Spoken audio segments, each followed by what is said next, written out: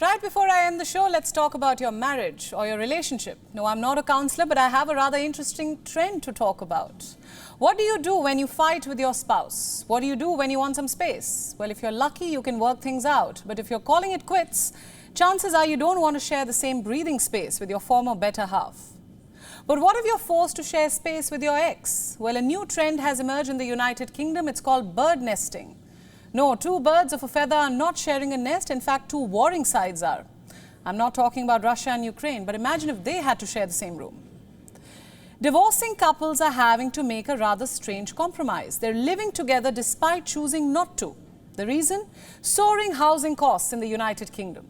UK house prices have been steadily rising.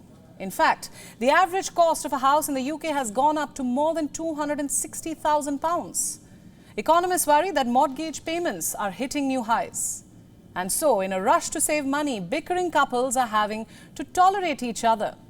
They have parted ways but are sharing the same couch. They have separate lives but are possibly using the same kitchen. They're nesting like birds, birds which don't get along. So how does it work?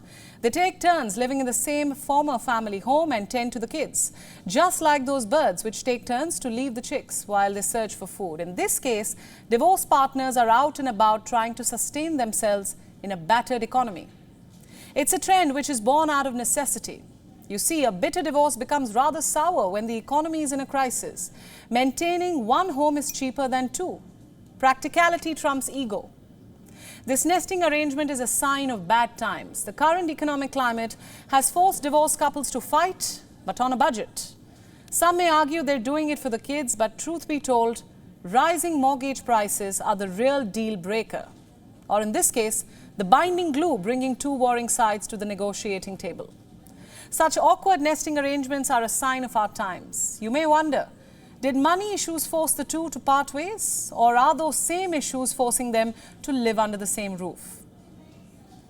If only frugality brought two warring sides to the negotiating table. But that's a show for another day.